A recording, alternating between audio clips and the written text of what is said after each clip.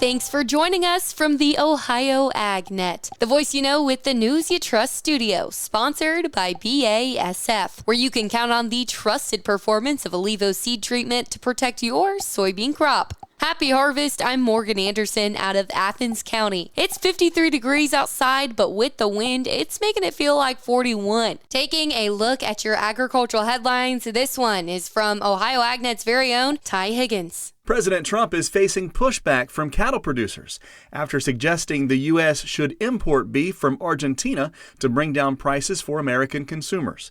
Ethan Lane is Senior Vice President of Government Affairs with the National Cattlemen's Beef Association. He shares the biggest concerns the agriculture community has raised about this idea. This particular instance where we're seeing him make comments about bringing the price of beef down for consumers, that on its own, if you take the countries out of the mix, is very concerning to an industry that is really rooted in the free market. We have worked as an industry for years to build beef demand to the point that even at these high prices, consumers are still showing up and choosing beef. They're changing the cuts that they buy, and we're watching those dynamics in the market. And certainly anyone watching the supply chain knows we're getting awfully close to that top end of what consumers are willing to pay. And at a certain point, they will buy less of our product. And that is how this should work. President Trump's plan may sound good to some consumers in the short term, but it could send a different message altogether for producers when it comes to long-term plans on their farms. Even with the prices that we're seeing, if you don't already have that inventory to sell, it's daunting, right? Capital is still extremely expensive. It doesn't pencil, just like it doesn't pencil in a lot of areas to buy a car still or buy a pickup or a new tractor.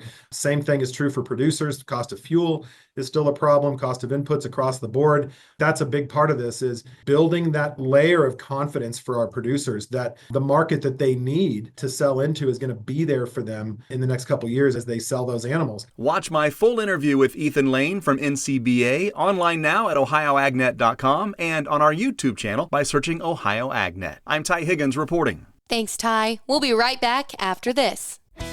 When you're buying seed, there's more to a transaction than money. You're exchanging time and trust, hoping each decision adds up at harvest. Seed consultant sales professionals don't take that lightly. With products made to excel in the Eastern Corn Belt and agronomic knowledge that stands up to the test, we're all about the same things you are: reliability and results. Buy into a better seed experience. Visit seedconsultants.com to view our corn and soybean lineup.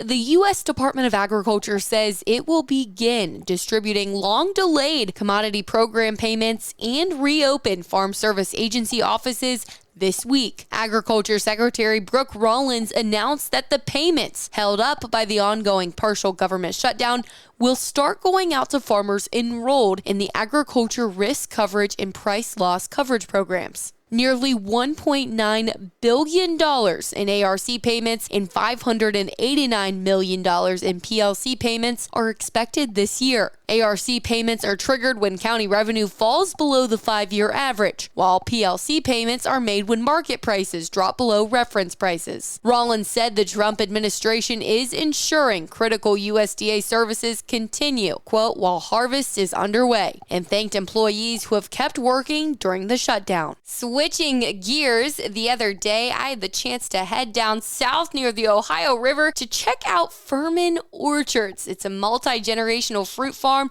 that I think you're going to want to know a little more about. Let's go ahead and check it out. They say an apple a day keeps the doctor away. But for one Southern Ohio family, apples have kept a legacy alive for nearly 70 years. In Scioto County, just miles from the Ohio River, 3 generations of the Furman family have worked side by side to preserve the region's last commercial orchard. I'm fortunate enough to learn probably 90% of what I know from my parents. And working with them is just awesome because we all see eye to eye. We grew up, we know the same struggles. We've been through the same hardships together, but we also know, we have an end goal that's, aligned with each other, dreams and all that. That's Jeremy Furman. He's 26 and is Leanne and Paul's middle son. He's a fruit grower, farmhand, sales manager, you name it. Mom and Dad own the farm, and I do all the dirty work they don't want to do. Essentially. Jeremy leads the orchard's innovations. In the last 7 years, he and his family have planted more than 20,000 new trees to create a high-density system that boosts yields and shortens return time. I've got 3-year-old trees that are producing the same amount as 18-year-old trees. Leanne, who's been selling produce since she was 6, says that same passion has carried through to her children, like her second oldest daughter, Abby. We have some customers that have literally seen me at 7 years old working at the farmer's market all the way till I'm 29 right now. For the full story on the Furman family and their orchard, you can find the full video and article online at www.ohioagnet.com. Reporting, I'm Morgan Anderson. Real quick, let's recap how the markets closed, brought to us by Seed Consultants. Simply better performance online at seedconsultants.com. December corn up 3 1/4 at $4.23. March corn up 2 cents at $4.35 3/4. November beans up 4 cents at $10.34 3/4. January beans up 1.5 pennies at $10.50 even. December wheat up 3 1/2 at $5.03 3/4. And July wheat up 1 3/4 pennies at $5.41 1/4. This is the Ohio AgNet.